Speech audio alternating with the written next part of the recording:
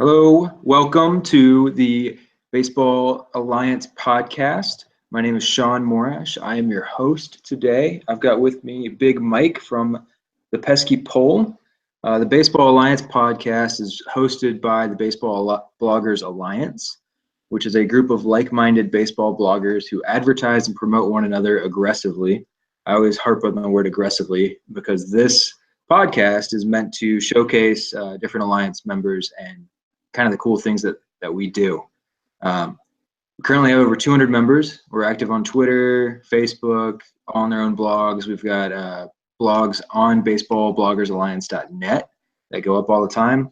In addition to kind of our independent sites that we all run, of which I run Off the Bench Baseball, which I started in college with a couple of my college baseball teammates. We've been at it for about 5 years and focus on what we call mostly baseball.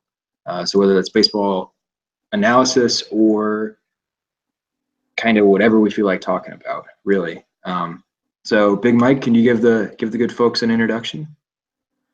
Well, thank you, Sean, for having me. I'm Mike Dabrowski from the PeskyPole.net, and I started the Pesky Pole probably about a decade ago, and it started as a Red Sox-centric website, and it still is mostly Red Sox stuff, but I've kind of branched off into baseball history, and I live here in Braves country in Columbia, South Carolina, so I do some Braves stuff, and luckily I've been credentialed for the South Atlantic League, which is single A baseball. And I'm here in Columbia, South Carolina, which is the home now of Tim Tebow. And so I get press passes to Firefly games and Greenville Drive games. And so I've been kind of incorporating my adventures at the ballpark of covering Tebow and Becks for the Red Sox and the Mets and so forth. That's a lot of fun. I didn't realize that before we hopped online here. The Fireflies paraphernalia is something to behold. They've got some. Yeah, I'm not a big fan of the numbers on their jerseys. I know. I took a class in college years ago with a sports management class with Bill Shanahan. And if you guys know who Bill Shanahan is, Bill Shanahan is kind of legendary. He runs minor league teams, and he was running the minor league baseball team in Columbia at the time, which we lost to Greenville years later. And so he would always talk about his marketing strategy. And so being the baseball nerd that I was, I'd always would kind of scoff at some of the things he would bring up. And he would say, Michael, listen, he goes, I'm going to get you at the ballpark. You're a baseball fan. I'm not worried about you. You're coming. I'm trying to get the people who don't like baseball to come. And so he'd always, every time he'd have an idea, and I'd say, I kind of like doing this one. He goes, baseball fan. I've already got you. You're coming to the game. And so the Fireflies is kind of like that. I have to remind myself of that the jerseys, the numbers are hard to read because they're kind of written in that Firefly thing. But, you have to kind of accept that. But it's a great new ballpark, and it's year 2 of their reemergence of a baseball team here in Columbia. And, of course, Tim Tebow coming. As soon as the Mets signed him in the offseason, there was a buzz here that he was coming. And so he's here, and I was there for the first game in the press room. And I went last year with press passes. It was just me and one other baseball nerd. And I went to the first game, and it was cleared out. He had guys from ESPN, USA Today, everyone there. So it's kind of people there who did not know much about baseball. They just they were there. It was just kind of weird experience. But he hit a home run his first at bat, which is crazy. And I got it on my phone, and I put it on my and so it's pretty cool. And I got to ask him a question at the end of the game, and he answered it. And and regardless of what you think about him, he's a real. You can see why people like him once they meet him. He's real. You ask him a question, he'll look right at you, like he's talking to you only, and answer the question like you're the most important person in the room. He treats everyone like that. Bash him, then tend to meet him, and then go, you know what? He's not. They kind of want to root for him. But it's been interesting to see what happens. He's hovering in that 200 average range right now. So we'll see what happens. He's just a good guy. It seems like we want to hate him because he's shoved down our throats all the time, but it's hard to really hate kind of what he stands for, what he does. Everybody says he works hard. His teammates love him. nobody has bad things to say about Tebow the person. It's a lot more. The cool thing, the cool thing was I was standing by the dugout before the game started, and I'm with a bunch of the first game. I'm with a bunch of reporters and stuff. I'm sitting there, and they're all like peering in door when he was going to reappear on the ball field. And meanwhile, the Augusta Green Jackets were in town, the Giants single A team, and they're walking out too. And one of their shortstop, I forgot his name now. I wrote it in my blog piece, but he stands next to me, shoulder to shoulder, and kind of puts his arm kind of my back and like looks down like we're looking. He goes, "What are we looking for?" Kind of real sarcastic, kind of really kind of kind of that attitude. You think he's, and I go, "I think they're waiting for Mr. Tebow to come out." Oh, of course. And you kind of get that sense of that, like it's a joke. And so I'm sure his teammates felt the same way. But after the game was over, we're in the press room waiting for him to come out.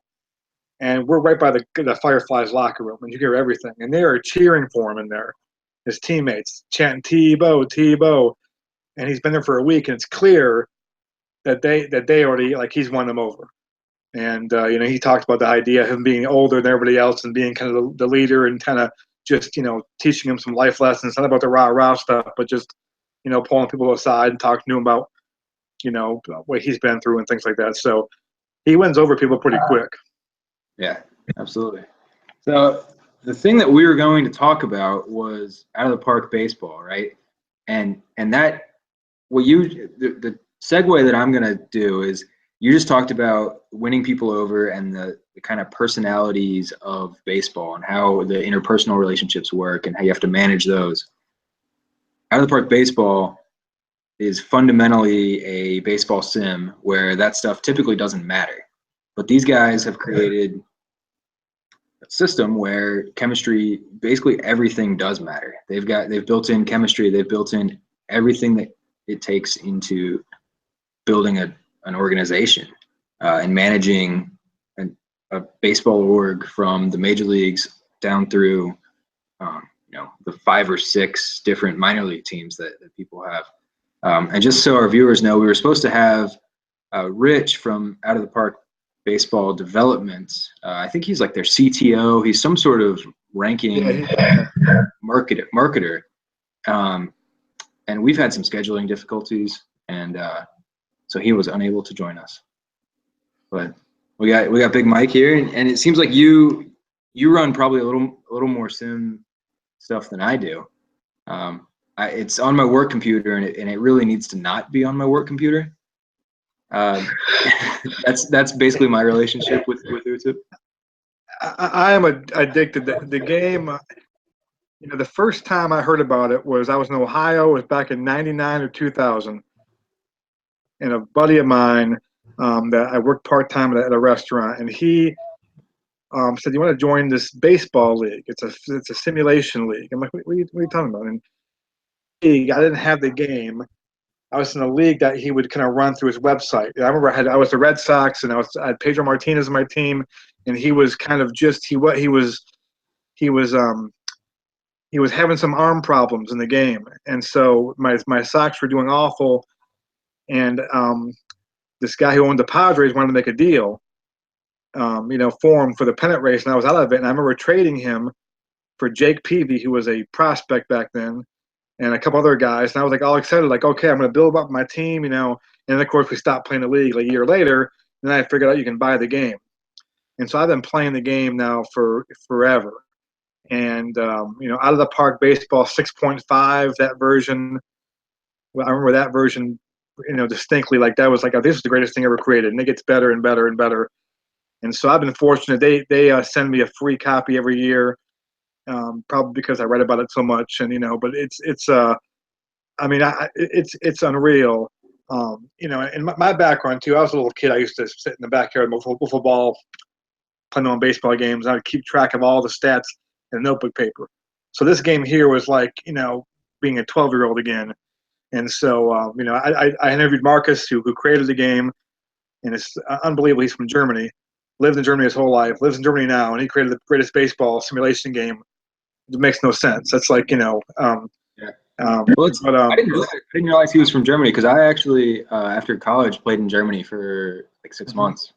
Well, not only is he from, but he's from there, I think he's lived there his whole life. He's a German guy, and I forgot what the story was now. I did an interview with him a while ago, but he came over to the States and saw a baseball game, was hooked, and he was, he's a brilliant, coding, which I have no how that works. I just will make suggestions to him. Like, hey, can you do this the next game? And but it's really cool. The whole staff there, their customer service is unreal. I mean, they really, if you go into the out of the park baseball forums, and those are great, and people make suggestions, and they put the stuff in the next version, and they put out a really good product, and every year, and it gets better and better every year. I said, well, they can't get any better than this. Like, this is it. It's the ultimate.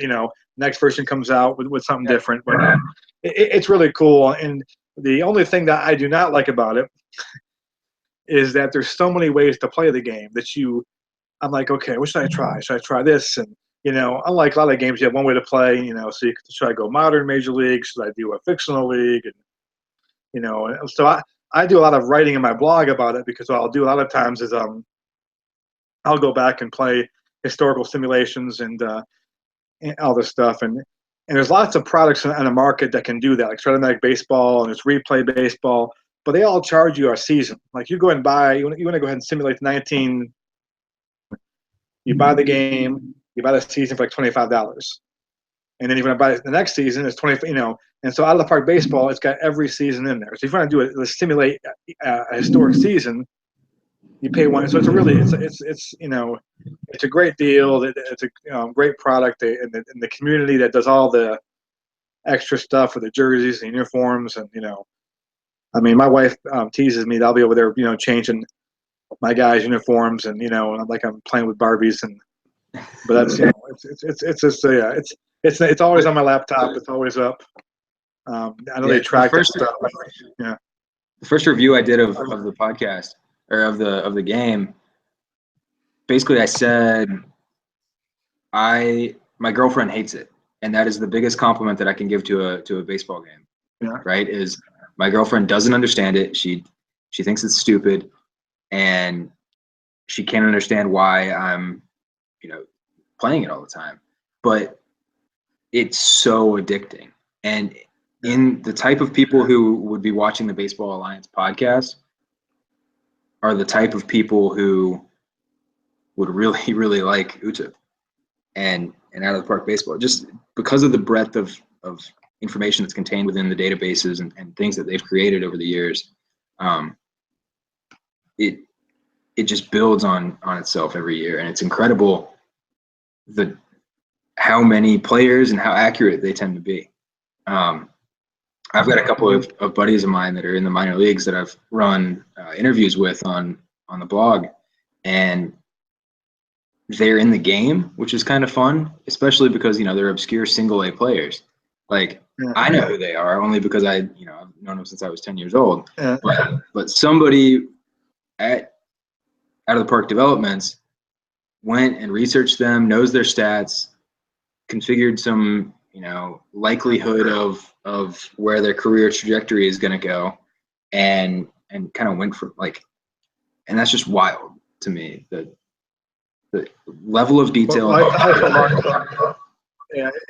I have no skills of coding or creating uniforms, so I just I've none of that stuff. So how I help them out, because I love them so much, is I make sure that I promote as much as I can.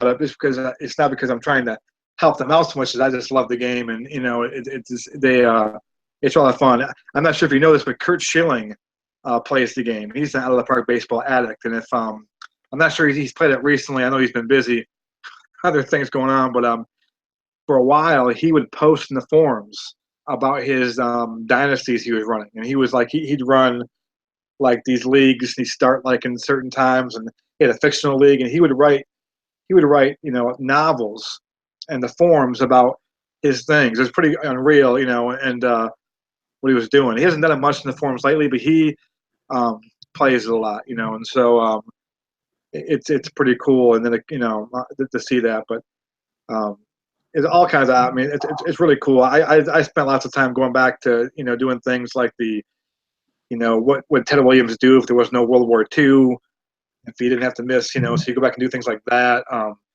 You can play out things of guys who got injured and had their careers end early, like a Canigliaro, or so you can do that route, or and lately I've been getting into the idea of the fictional leagues, the fictional players, which I never did before. But I have a couple of friends who play the game in the forums, and they just swear by it. They won't play any other part of the game but the fictional version. They don't like to have the real players because they say there's a bias, and they're expecting the real player to do something, and he doesn't do it, and it feels like it's wrong. And so I started doing that 2 years ago, and I have a fictional league now that I'm really into. I mean, I have a guy in the Red Sox team.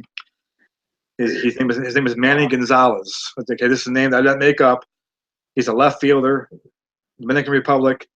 He's tons of power, hits these long, high fly balls left field. I mean, he's a perfect fenway player. Not a great defender, but he's kind of aloof in the clubhouse. He's not. So he's kind of off the man in the mirrors a little bit. And so it's like and he's like 25 years old, and pretty cool how you can kind of get lost in this fake baseball world, but you're still making real baseball decisions. And Yeah, I'm talking to my screen all the time. But oh man, got an injury down here. He's injured, and what I'm going to do with this? I get no pitching, and so it's a blast. absolutely. It's kind of funny. My blog buddy is more into the game than I am, and one of the things that he was talking about recently, he was like, "Oh, I've got this great pitcher. He strikes out 300 every year. He's going, he's Cy Youngs every time. Blah blah blah." He's like, "But I have to trade him." And I'm like, "Why do you have to trade him?"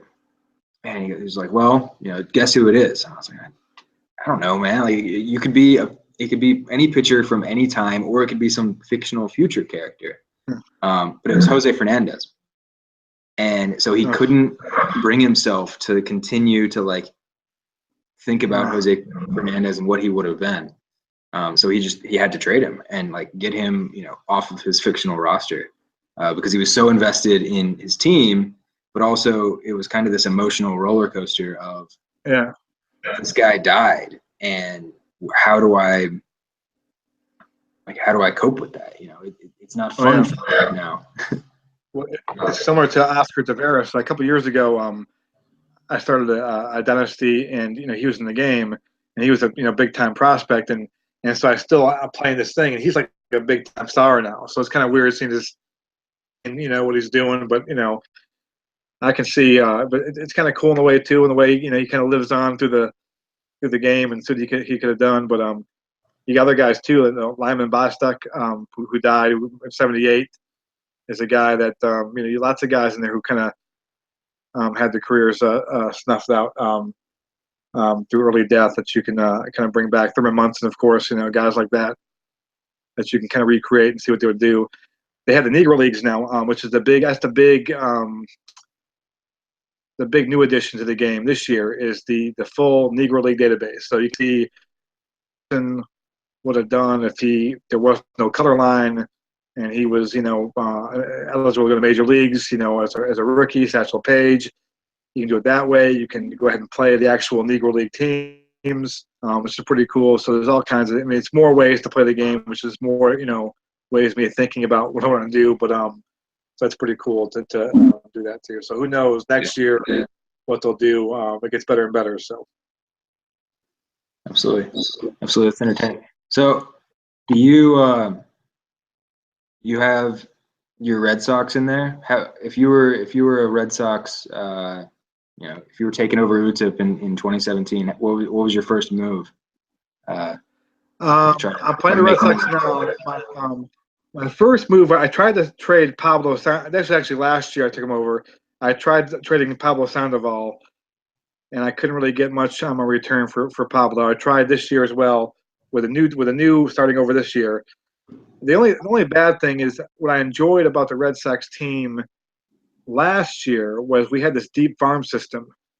And then, of course, this year, Dave Dombrowski kind of took over, and our farm system has now been depleted because we've got Chris Sale and we got, Drew Pomerantz and all that stuff. So the Red Sox and out of the park baseball were more fun to take over as a GM last year because you had all these guys down in single A and double A and triple A that had these high prospect ratings. And so, I mean, everyone's different. I kind of like that, that kind of thinking about, oh man, I'm stacked down there. I'm going to have all these young guys come up and be the core of my team.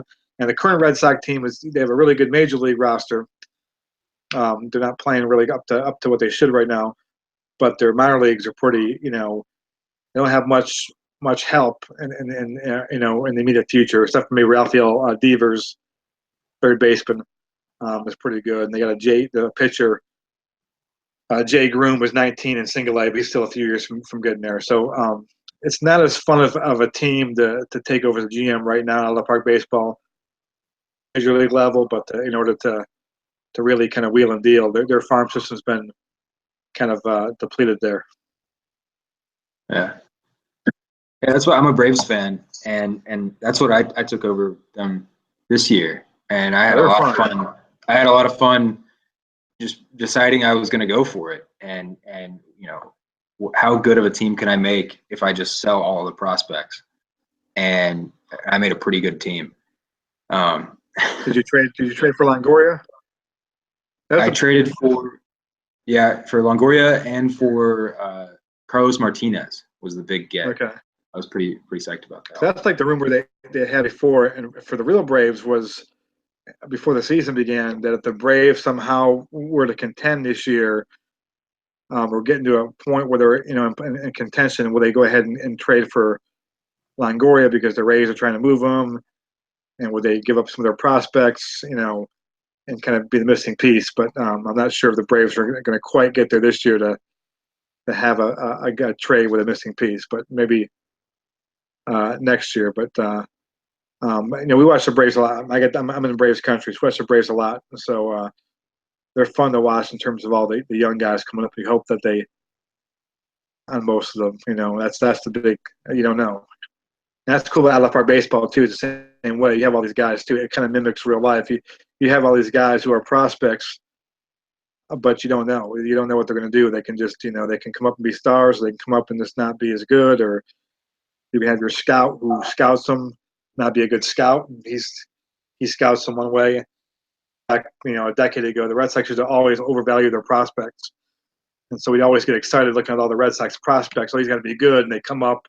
Guys like Brian Rose and Jeff Suppan, and they come up and they end up being just, and they're like, oh, don't trade those guys because that's the future. And then of course we don't trade them, and then we bring them up and they're journeymen, and like, oh man, we could have, traded these guys and gotten some stars back when we were overvaluing them. So it's always a game too as a GM. They don't know who's going to hit. They don't know either. They can tell you they know. They don't know. They have no idea.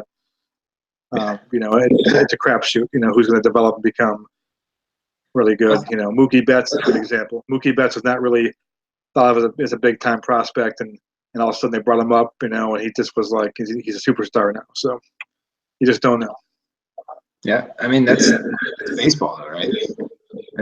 They've captured that in the game, and captured probably a lot of the frustrations of different GMs across baseball. Is you think you've got a real gem, but it turns out that it's lacking something somehow that makes them not that good. Like I'm thinking of Blake Sweetheart with the Red Sox. Like I thought I was all aboard that train, and turns out his defense wasn't quite where we thought it would be. He was super athletic, but he wasn't quite the pitch framer. And then all of a sudden now he's only hitting 240 instead of 270, or maybe he was hitting a lot worse than that. And he hasn't really now he's been replaced at the catcher position in the Red Sox. He's doing pretty well in Pawtucket now, and I think he's getting better at catching. I'm not sure he's going to be a catcher. I don't know. The Red Sox have a guy, Christian Vasquez, who's a really, really good catcher. Not a great hitter, but a really good. Like he's kind of like that Pudge Rodriguez mold. I mean, he's a leader behind the plate. Pitchers love to throw to him. He throws out guys. And so I don't, and Swihart's more the offensive catcher he's supposed to be. So I'm curious. I thought they might try to trade him. I'm not sure what his value is now, but I think he still might be. I think he might have been a first baseman. And they play him in left field a little bit in the minor leagues. So I'm not sure if his future's being a catcher, and doing that. So we'll see. But it's this idea that you don't know what you got, really. Even if he makes the majors, and even if Yasiel Puig, like even if he crushes it for a year, you don't quite know what you got until it's all said and done. And that's Dave Dombrowski was hired by the Red Sox, and when he got hired, it was the Red Sox made a shift in how they were going to go about doing things, because he's the opposite of the Theo Epstein / Ben Cherington mold, who they tend to kind of hoard their prospects more and tend to overvalue them and don't want to give up on them. And then you have the situations where you bring a guy up and he's not he loses his value. And Dombrowski's idea is you don't know what they're going to be. So I'm going to go ahead and trade them for what I know I can get. So, Chris Sale, I know he's a superstar. Okay, he's a superstar pitcher. He's an ace. I know what he is. Now, these guys I'm trading for him, they might be an ace one day. Might be. But more than likely, they probably won't be. Anderson Espinosa, they traded for Drew Pomerantz. He's supposed to be the next Pedro Martinez, but he could end up being the next, whoever. And so he goes, so that's his philosophy, is that you don't know. So he uses his prospects to trade for him, but he builds the better major league team. And so, there's people who, I know Red Sox fans, when we hired him, we're oh no, this is it. We're going to be, we're excited, because some Red Sox fans got sick of the idea of we just kept on holding on to these young prospects and wouldn't improve the major league club. And, we'd bring these guys up and it's hard to be patient with them. So, so he's a different philosophy. He believes take your prospects, gamble on the fact that, they're probably not going to be stars, get the actual stars and win championships, but that can backfire too. We all know trading Larry Anderson, the middle reliever, or getting Larry Anderson, middle reliever, and trading Jeff Bagwell away, and he became a Hall of Famer. And Larry Anderson pitched for 3 months and it was a middle relief guy, and you think that's the dumbest trade ever, but that's the thing you have to worry about. Such is life. Yes. All right, Mike. It is 10:30 on the East Coast, where we both are, and it's past our bedtimes. Yes, so it is. Thank you so much for joining me. I will definitely. Thank you for having me. Yeah, definitely have the people visit the peskypole.net. Did I get that right? That's correct. Absolutely awesome. Yes. Good. Yeah, you have a couple videos up there of OOTP and what you're doing with kind of review wise. There's all sorts of different information. It's a little overwhelming. And then I've got my own site, offthebenchbaseball.com. People can check out as well. So sounds good. Yeah, Big Mike, sorry to interrupt us. Sorry to cut us short, but I got to go to bed. All right, sounds good, buddy. All right. Thank you. Bye.